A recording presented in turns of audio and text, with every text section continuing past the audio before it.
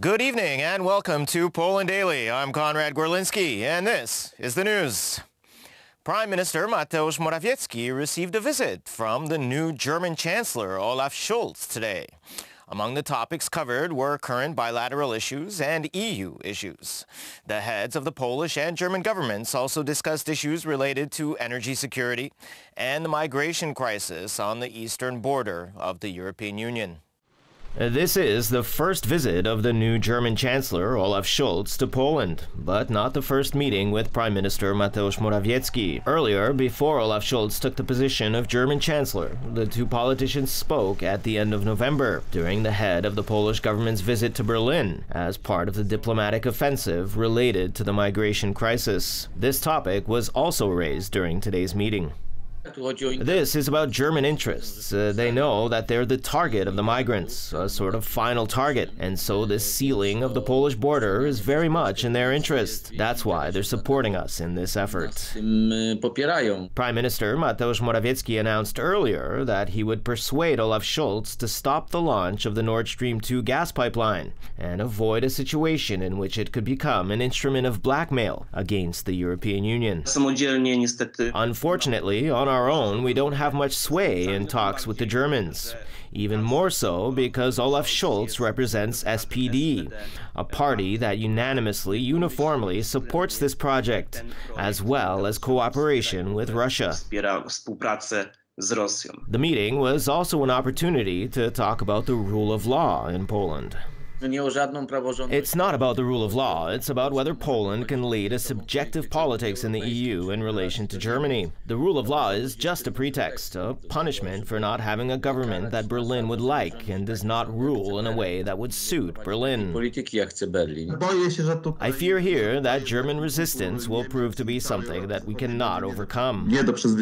Both leaders also talked about the state of our mutual relations. A preparation for today's visit was the meeting held yesterday with German Minister of Foreign Affairs Annalena Baerbock, with President Andrzej Duda, and with her counterpart Zbigniew Rau. The topics of the meeting were, among others, the rule of law, migration, and the energy crisis. Zbigniew Rau underlined his readiness to talk about compensation and redress for losses incurred during World War II. Polish-German friendship in the European Union is something priceless, but for many it is also not obvious, especially when it comes to the suffering of Poles through the fault of Germany during the war and occupation. During Friday's visit, the head of German diplomacy assured that Germany would help resolve the Polish legal dispute with Brussels. She also announced support in solving the migration crisis on the Polish-Belarusian border. Conservative candidate Valerie Pecresse has emerged as Emmanuel Macron's most serious challenger for next year's presidential election. She kicked off her campaign on Saturday by announcing she would resist German calls for a federal European superstate. Valerie Pecresse, who has described herself as one-third Thatcher and two-thirds Merkel, was the surprise winner of the leadership contest of the conservative Les Républicains party last weekend, and has since got a big bounce in opinion polls. In her first campaign rally as the candidate of a party that traces its roots to Charles de Gaulle, Pecresse said she wanted the EU to preserve the independence of nation-states and not become a federal superstate like the US.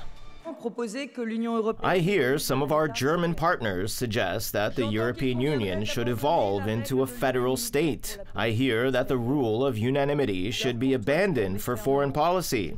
Politely, but firmly, I will say no. Historically, French conservatives have been in favor of European integration in the economic field, such as creating the euro or the single market, but have resisted attempts to shift decision-making to the EU level on sensitive sovereign issues such as foreign policy and defense. The agreement forming Germany's new governing coalition under Chancellor Olaf Scholz says the EU should aim to move toward a federal European state after a constitutional convention within the EU. Pecresse also said she did not want France to be what she called a vassal of the United States. She did not want to see another country exit the EU as Britain did, and would work with Scholz despite his left-wing majority. Voilà So there it is. This is what I want. This is what I propose to you. And this is why I'm fighting with all the determination of a free French woman. A French woman who has freedom, equality, fraternity in her heart, who proclaims with you, with strength, long live the Republic and long live France.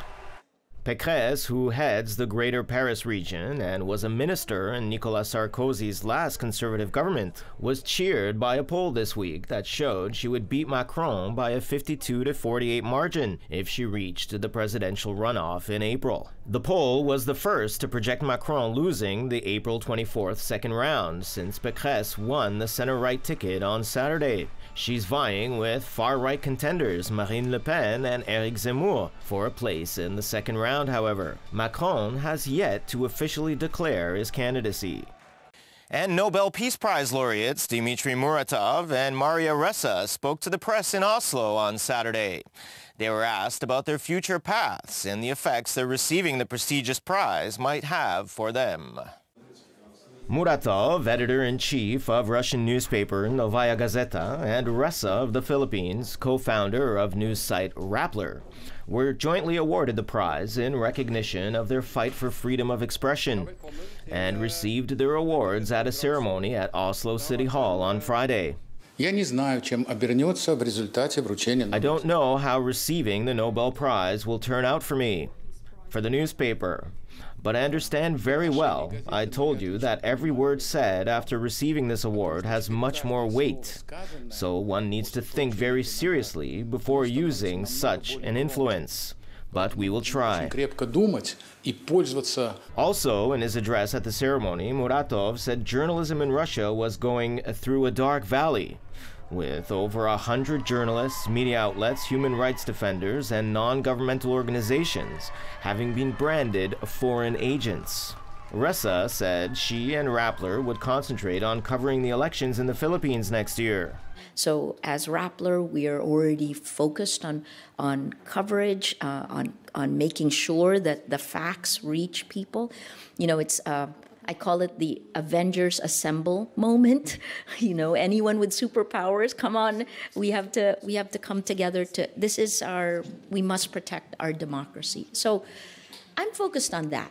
She also reiterated her fear that greater divisions are being created and amplified by tech firms' algorithms. You still have a shared reality. You know, even though, I guess, if you look at my country, our gaps are this wide. You look at the United States, you look at other Western democracies, the gaps, because partly fueled by the tech, has gotten significantly wider. That allows alternative facts. Ressa and Muratov are the first journalists to receive the Nobel Prize since Germany's Karl von Ossetsky won the 1935 award for revealing the Nazis' secret rearmament program.